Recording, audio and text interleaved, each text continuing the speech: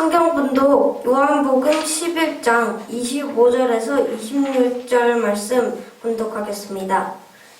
예수께서 가라사대 나는 부활이요 생명이니 나를 믿는 자는 죽어도 살겠고 무릇 살아서 나를 믿는 자는 영원히 죽지 아니하리니 이것을 내가 믿느냐. 아멘.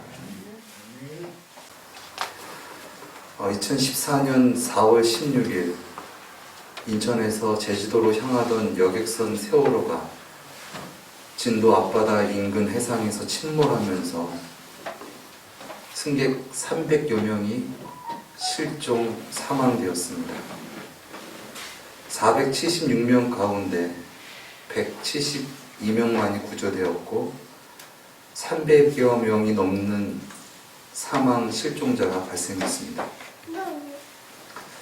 인생은 새옹지마입니다. 참 알다가도 모를 일입니다. 그들은 제주도로 관광을 하려고 즐거운 마음으로 배에 올라탔지만 그 배는 잠시 후 바닷속으로 침몰하게 되었습니다. 그 배에 올라탄 사람 중에는 침몰한 당일 생일을 맞이한 사람도 있었고 또 올해 결혼을 앞둔 사람도 있었고 또 처음 이제 교직을 맡은 교사도 있었고 오랫동안 교직을 맡은 교사도 있었고 또 어린 학생들이 있었습니다. 그 가운데는 젊은 사람, 또 나이 든 사람, 돈 많은 사람, 가난한 사람, 건강한 사람, 병이 든 사람, 배운 사람, 배우지 못한 사람, 누구나 귀하지 않은 생명이 없었습니다. 그들의 가족들, 그들의 이웃들은 오열하며 비통해하였습니다. 많은 사람들을 원망도 해보고 화도 내고 울어도 보았지만 실종자들은 그들의 품으로 돌아오지 않았습니다. 우리는 이처럼 때로는 우리 주변의 사람들의 죽음을 맞이하게 됩니다. 슬퍼하고 애도하지만 죽은 사람과의 이별을 막을 수는 없습니다. 인간은 언젠가 죽음을 맞이합니다. 이러한 현실 앞에 죽음을 맞이한 사람, 또 사랑하는 이를 떠나보내는 사람에게 진정 필요하고 진정 위로가 되는 그런 말은 무슨 말일까요? 그것은 죽음은 끝이 아니다. 죽음은 내세로 가는, 더 구체적으로 천국으로 가는 연결 통로이다라는 확신일 것입니다. 이 생에서 이별을 고했지만 그는 천국에 갔다. 그는 죽었지만 다시 부활한다. 그리고 우리는 다시 만날 것이다. 이것이 진정 그들의 슬픈 마음을 달랠 수 있는 줄 믿습니다. 그런 의미에서 오늘 본문 말씀이 앞으로 죽음을 맞이하게 될 여러분들에게, 또한 사랑하는 이를 떠나보내게 될 여러분들에게 참 복음이길 예수님의 이름으로 축원드립니다.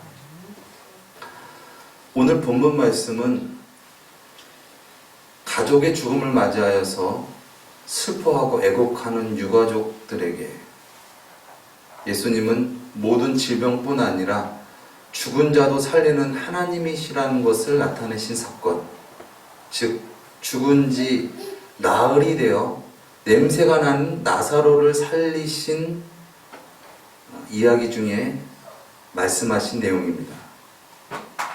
예수님은 자신의 동생이었던 나사로,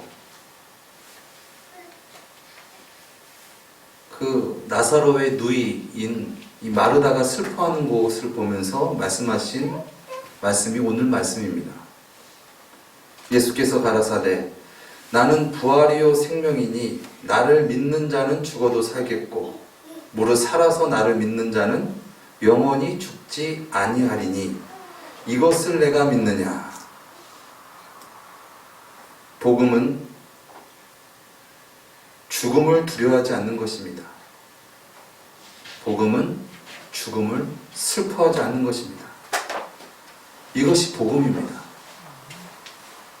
예수 그리스도는 부활이요 생명이시다.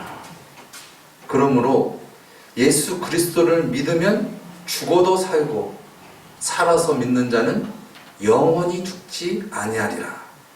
아멘. 예수님께서는 이 복음을 증거하시기 위해 그렇게 죽은 자를 살리시는 역사를 나타내셨습니다. 또한 예수님은 진정 우리를 살리시고 구원하시기 위해서 예수님 자신도 우리의 모든 죄, 전 인류의 모든 죄를 대속하시고 십자가에서 죽으시고 사흘 만에 부활하셨습니다. 오늘 본문 말씀은 예수님께서 죽은 나사로를 살리기 전에 하나님께 기도하신 그 말씀의 내용이 나옵니다. 오늘 본문 41절 42절에 돌을 옮겨 놓으니 예수께서 눈을 들어 우러러 보시고 가라사대 아버지여 내 말을 들으신 것을 감사하나이다. 항상 내 말을 들으시는 줄을 내가 알았나이다. 그러나 이 말씀 하옵는 것은 둘러선 무리를 위함이니 곧 하나님께서 나를 보내신 것을 저희로 믿게 하려 함이니라. 아멘. 예수님께서 이러한 표적을 나타내신 것은 예수님께서 하나님께서 보내신 메시아, 즉 우리를 죄와 사망에서 구원하실 자이시라는 것을 나타내시기 위하여 그러한 표적을 나타나셨다는 것입니다. 인간은 종교를 통해 이생의 문제를 고민하고 연구합니다. 죽음에 대해서 고찰합니다. 그러나 여러 종교의 창시자, 석가도, 공자도, 맹자도, 마호메트도 다 죽었습니다.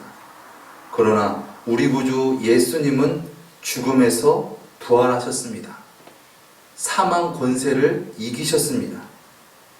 또한 예수님을 믿으면 우리도 부활합니다.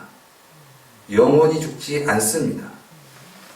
예수님께서는 이 생의 문제뿐만 아니라 저생의 문제, 모든 문제, 죄와 사망의 문제를 해결하셨습니다. 우리의 신앙은 그리스도의 부활 신앙입니다. 한번 따라 하시겠습니다. 우리의 신앙은 예수 그리스도의 부활 신앙입니다. 아멘. 예수님은 부활하셨다. 또한 예수 믿는 자도 예수님과 같이 부활한다. 이것이 우리의 신앙의 본질이라는 것입니다. 예수님은 십자가에서 죽으시고 사흘 만에 부활하셨습니다. 예수님을 부활하신 것을 믿는 것은 단순한 맹신이 아닙니다. 왜냐하면 명백한 증인과 그의 타당한 이유가 충분히 있기 때문에 그렇습니다. 예수님의 부활은 역사적인 사실입니다. 일반적으로 이 사실이란 말은 실제 있었던 일을 말하죠. 그러나 역사적인 사실은 무엇입니까? 과거에 실제 있었던 일을 말하는 것입니다. 지금은 볼 수 없지만 과거에는 실제 일어난 일. 그것을 어떻게 할 수 있습니까? 그 당시에 역사적 증거를 통해서 그 사실을 알게 되고 믿게 되는 것입니다. 예컨대 우리는 이순신 장군이라는 사람이 있었다라는 것을 압니다. 어떻게 알죠? 지금은 없잖아요. 그런데 그 당시 증언들과 그 증언을 기록한 문서들, 또 유물들, 그것을 통해서 이순신 장군이라는 분이 계셨다 라는 것을 알게 되고 믿게 되는 것이죠. 이것이 바로 역사적인 사실입니다. 마찬가지로 예수님의 부활도 그와 같은 증언들과 증거 또 그 증언의 기록들이 있습니다. 그 증거가 어디 있습니까? 성경에 있습니다. 제가 이런 말씀 드리면 목사님 너무 좀 우리 측면에서만 말씀하신 거 아닙니까? 그건 좀 너무 단편적인 증거가 아닙니까? 라고 여러분께서 되물으실 수도 있을 것 같습니다. 그런데 이 성경은 우리가 잘 아는 것 같이 실제는 하나의 책이 아니죠. 많은 사람들이 막연하게 성경하면은 하나의 책으로 인식합니다. 그러나 우리가 아는 것과 같이 성경은 여러 개의 책들을 한 대로 모은 책입니다. 그래서 구약 39권, 신약 27권, 총 66권으로 되어져 있는 책을 모은 것입니다. 이것은 중세시대의 많은 신학자들이 치열한 회의와 또 연구와 합의 끝에 이 성경의 정경화 작업을 이뤘습니다. 아무튼 여러 개의 이 책, 즉 저자도 다르고 기록한 시기도 다르고 장소도 달랐지만은 그 책을 하나로 묶은 것입니다. 성경에서 이 예수님의 공생애, 즉 예수님께서 이 땅에서 행하신 일들을 기록한 것이 복음서이죠. 이 복음서는 마태, 마가복음, 누가복음, 요한복음입니다. 마태는 마태라는 사람이 기록했고, 마가는 마가복음은 마가라는 사람이 기록했고, 누가복음은 누가라는 사람, 요한복음은 요한이라는 사람이 기록했기 때문에 그의 이름을 따서 그렇게 복음서의 이름을 붙였습니다. 이 복음서는 즉 4개의 책들의 내용은 4사람들의 증언입니다.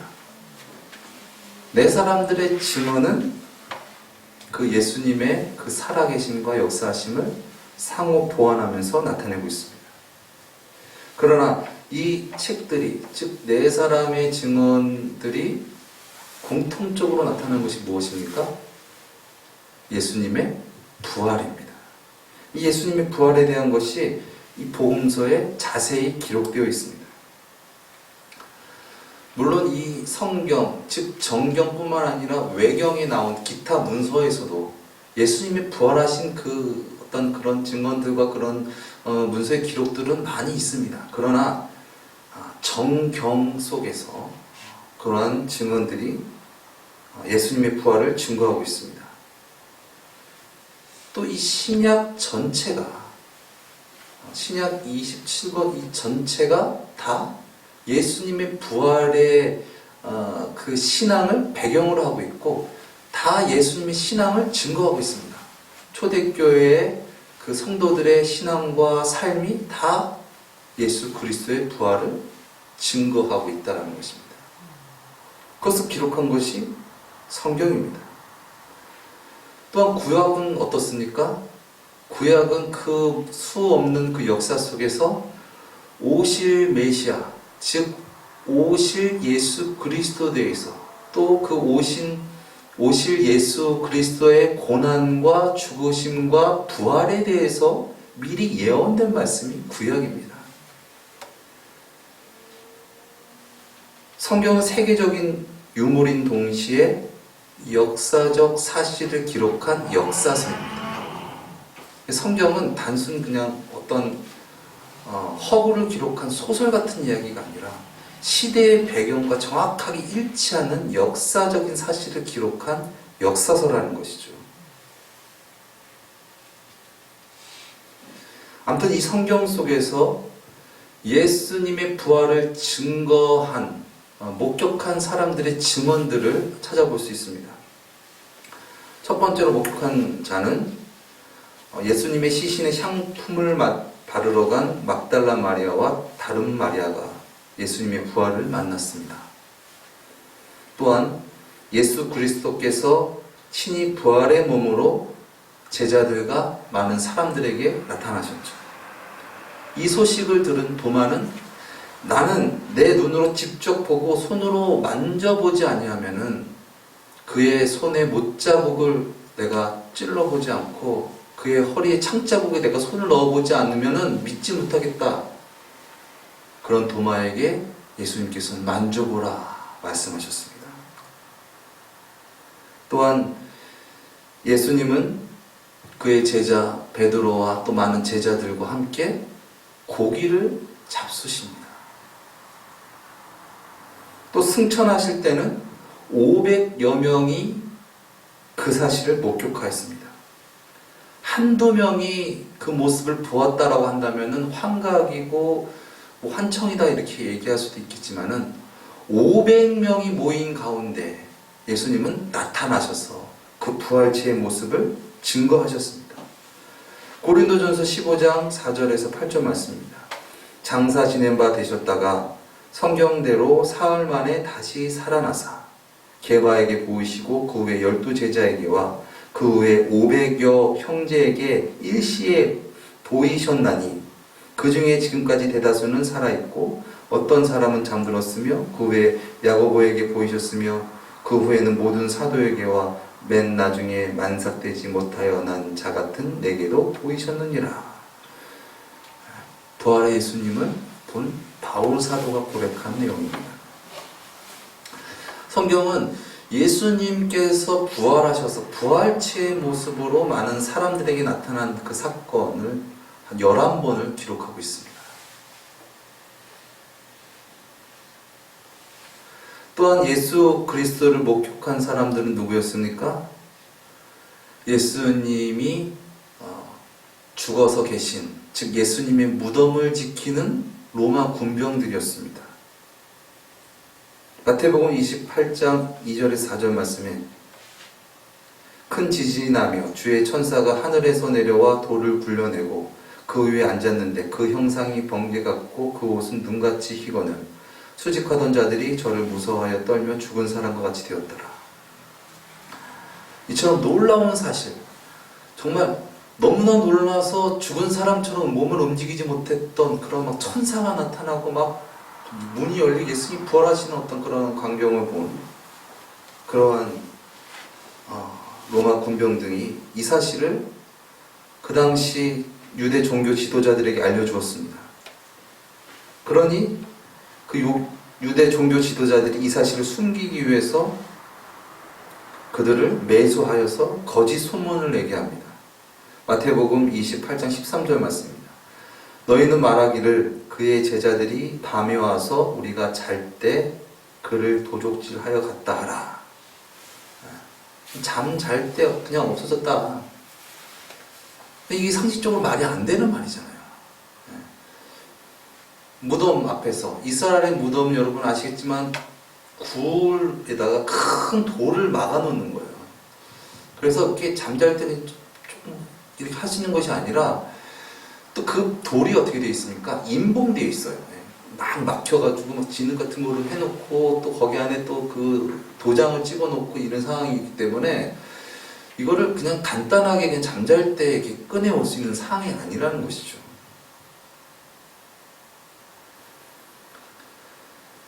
또 만약에 제자들이 와서 그렇게 훔쳐가고 있는 상황이라면은 그 로마 군병들이 가만히 있었을까요?